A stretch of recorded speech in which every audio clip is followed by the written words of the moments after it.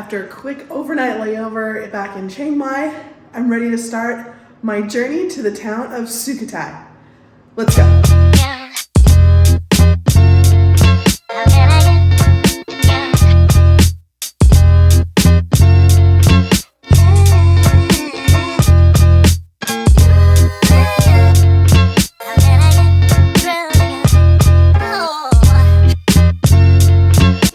Quick little toilet break. 4 hours in, got about another hour to my stop. Not bad, except the lady next to me keeps cuddling with me, but whatever, it's fine.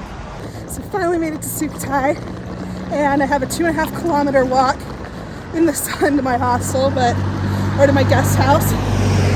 From what I can see of this place, I think I'm gonna love it.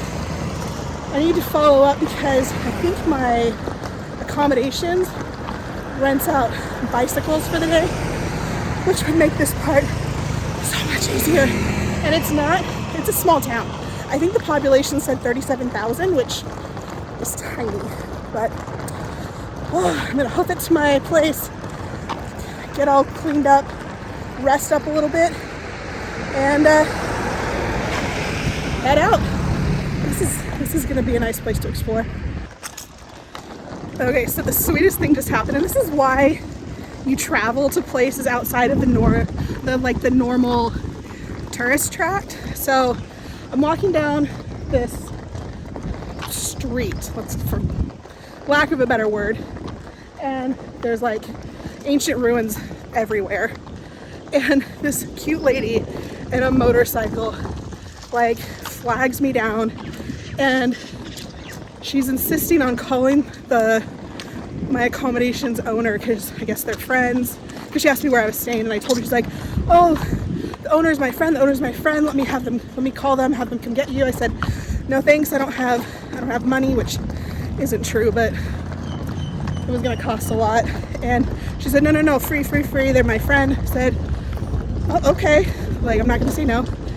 Then I guess her friend said no, or they were busy, and she said, oh no, I can take you on my scooter. I was like, ma'am, you are so kind, but there's no way that beast is gonna fit. She said, no, I put it by my feet. Anyway, she wouldn't take no for an answer, so we tried. It's too big. And I just assured her it's a nice day, there's a breeze, thank goodness. I'm walking in and out of shade. But it was just so sweet. She was like insisting on helping. And I'm not gonna say that you don't get that everywhere in Thailand, but you don't see that as often when places are overrun with tourists. So, I mean, just casual ruins, just with, a couple locals chilling in the shade. There's nobody like touring around here. There's no gates, there's no fee.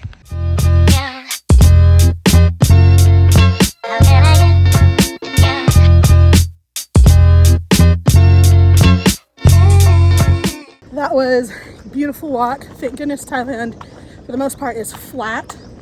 And there was a breeze, but I'm literally sweating out of my eyeballs. I'm so glad I made it to my resort.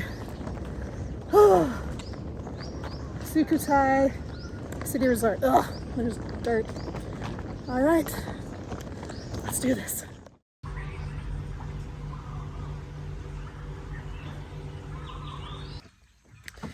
Good morning. After a really good night's sleep and some delicious breakfast that I helped prepare by picking the papaya yesterday. What? I love papaya.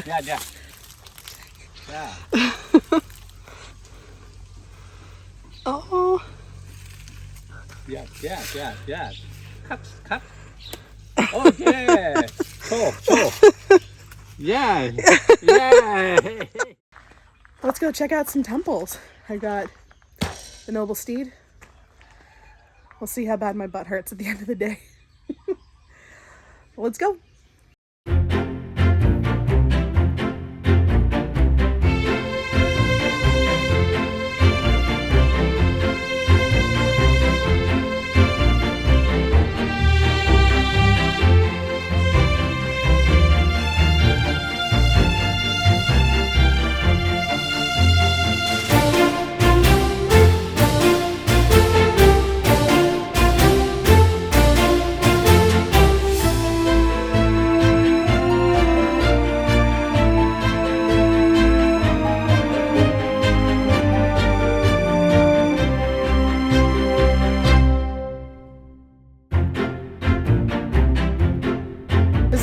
absolutely amazing. When the owner's wife at my hostel suggested that I come over here, she said, "Big Buddha, little temple." She was not wrong. Also, I just spotted an owl.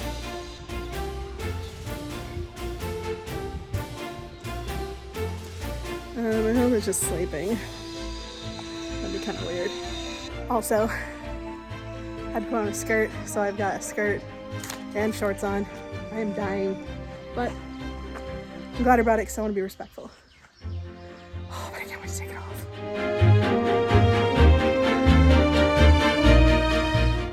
So when I was planning my trip out here to Sukhothai National Park, I was under the assumption that it was like one giant enclosure, like there was one main location.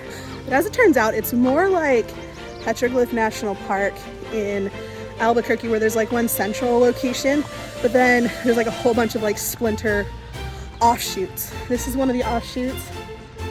It is fantastic. You know, a lot of it is just a pile of rocks and a pile of old bricks, but you can kind of see some of the old Buddhist statues, and you can kind of get an idea for just how massive this place actually was. And it was like the center of Buddhism in the area. Absolutely phenomenal. It kind of feels like a history nerd's playground, except you can't like climb on the rocks and stuff.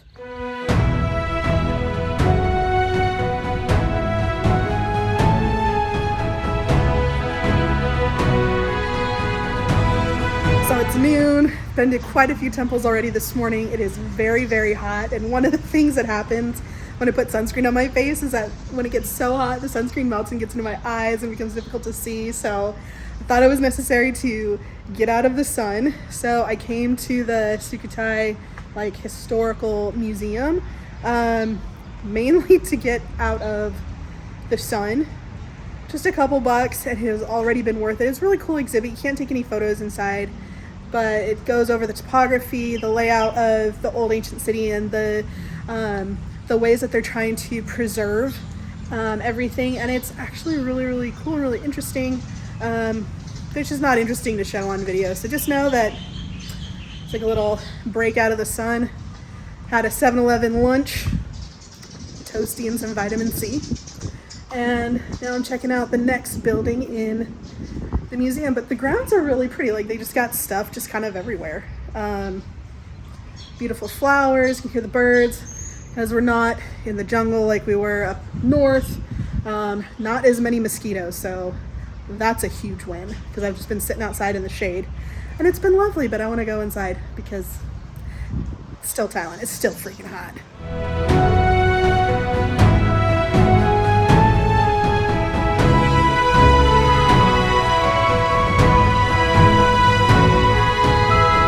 We've made it to the main Sukhothai Historical Park Center.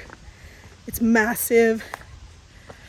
Unfortunately, I cannot fly my drone, so I'm a little sad. Enjoy these epic temples with some adventurous music.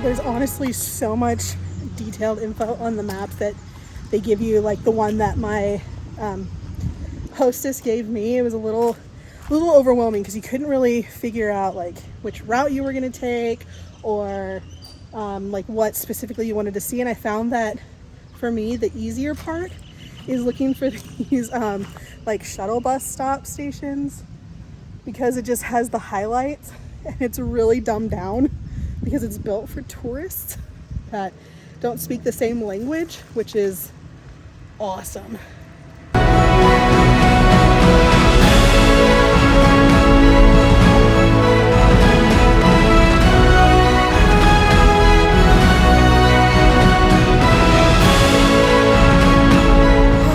What a day exploring the ancient city of Sukhothai.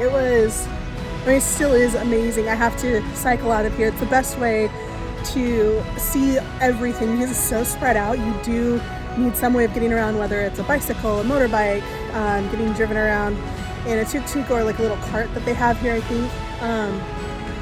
My butt hurts so bad from this bicycle seat that I'm not looking forward to my 7.5 hour bus ride to Bangkok tomorrow, but it's been so worth it. So right now I'm just going to cycle out of here. I was going to stay for sunset, but I am tired, hungry, don't want to cycle back to my resort in the dark because I don't have a light on my bike, and I'm tired. I'm sure it's gonna be beautiful. I'm sure I'll catch the sunset on my way somewhere. My cute accommodations host suggested this temple to watch the sunset. You can kind of already see that it's beautiful. The sun is setting just behind the Buddha statue, but I think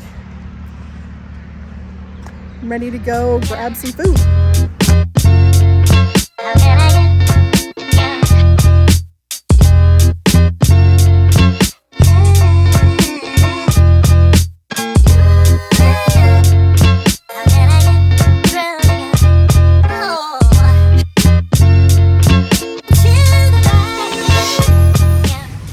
To do the local thing and sit on the ground next to the, I don't even know if it's a river, it's a pond or something, eating all my food. So I got mango sticky rice with white rice, which is flavored with coconut, blue rice, which is flavored with the butterfly pea flower, and green rice, which is flavored with the pandan leaf. Doesn't have any mung beans on though, so I've got a bag full of kebabs that I'm super excited about, and like, I don't know, 10 coconut pancakes with like a whole bunch of stuff in it, and I couldn't help myself. I'm gonna fancy. Anyway, I'm gonna enjoy my dinner, ride back home, and then in the morning go back to Bangkok. So we'll see you in the next adventure.